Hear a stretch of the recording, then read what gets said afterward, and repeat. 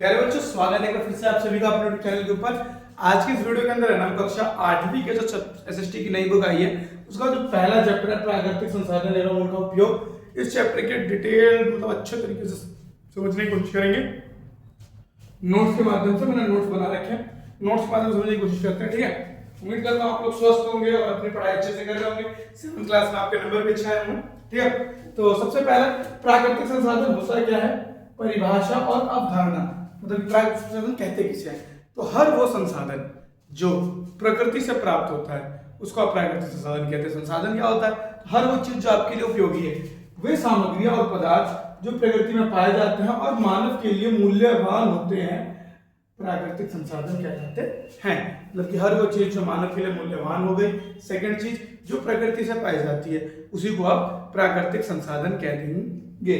ठीक है, प्राकृतिक संसाधन के बाद संसाधन बनने की क्या क्या प्रक्रिया है। तो संसाधन, कोई भी चीज संसाधन कब बनती है, तो प्रकृति के तत्व तब संसाधन बनते हैं जब मानव अपनी तकनीक और कौशल से उन्हें जीवन यापन या उपभोग करने के लिए उपयोगी बनाता है। कोई भी वस्तु पड़ी हुई है, अब मान लो लकड़ी पड़ी है, अब लकड़ी से मानव ने अपना तकनीक लगाया, उससे कुर्सी बनाया, उससे सोफा बनाया, बेड बनाया, अपनी उपयोग की चीजें बनाई, तब जाकर के कहीं ना कहीं वो लकड़ी से उपयोगी चीज एक संसाधन के रूप में परिवर्तित होती है। संसाधन कहलाने की शर्तें क्या है, किसी तत्व को संसाधन कहलाने के लिए 3 प्रमुख शर्तें आवश्यक है। वो 3 शर्तें क्या क्या होती हैं, वो 3 शर्तें हमारी कुछ इस प्रकार से हैं। सबसे पहला, तकनीकी रूप से सुलभ, मतलब कि प्राप्त करने की तकनीक उपलब्ध हो। अगर उसको निकालना है, मतलब लकड़ी से ही कुर्सी बनाना, तो काटने पीटने के टूल्स औजार है, वो चीजें उपलब्ध होना आवश्यक है।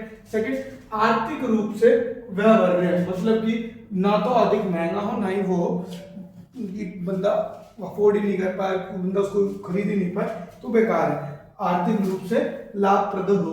ठीक है, और लास्ट तीसरी शर्त जो है, सांस्कृतिक रूप से स्वीकार्य होना चाहिए। ये नहीं कि हमारी संस्कृति में उसका विरोध है। अगर संस्कृति में विरोध होगा तो आप उसको इस्तेमाल ही नहीं करेंगे, इस्तेमाल नहीं करेंगे तो संसाधन कैसा।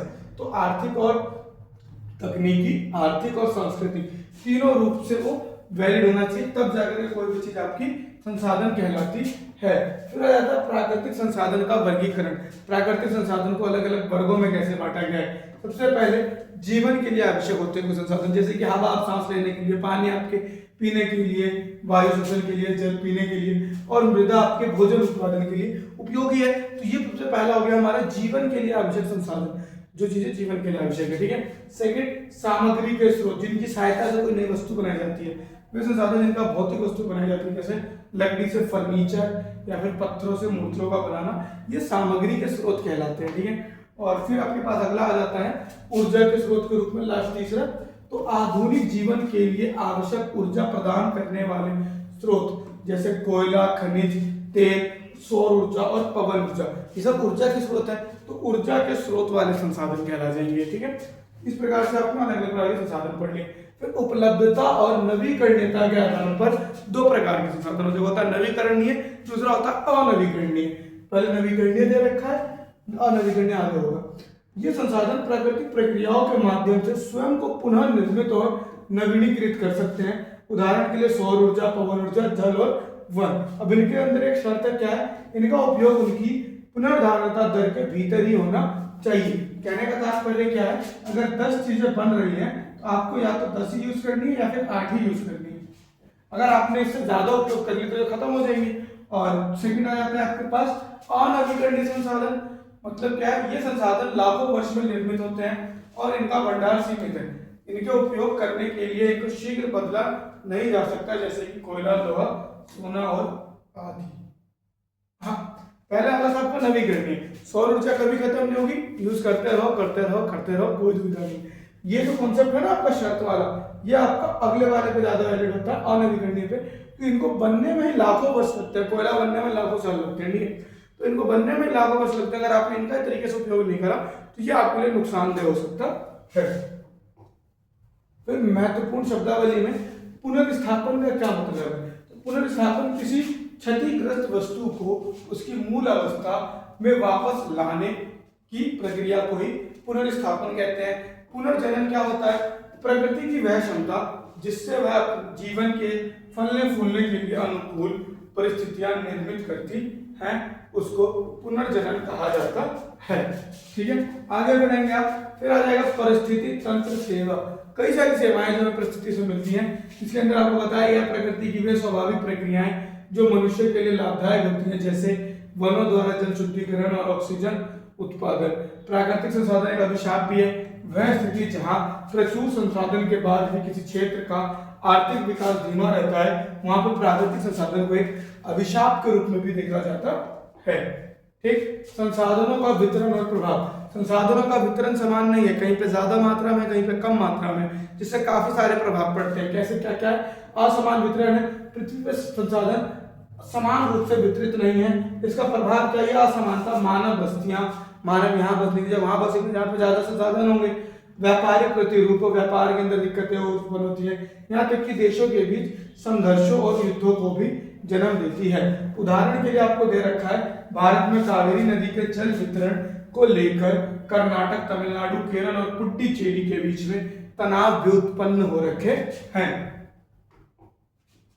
संसाधनों का अतिदोहन और संरक्षण के उपाय।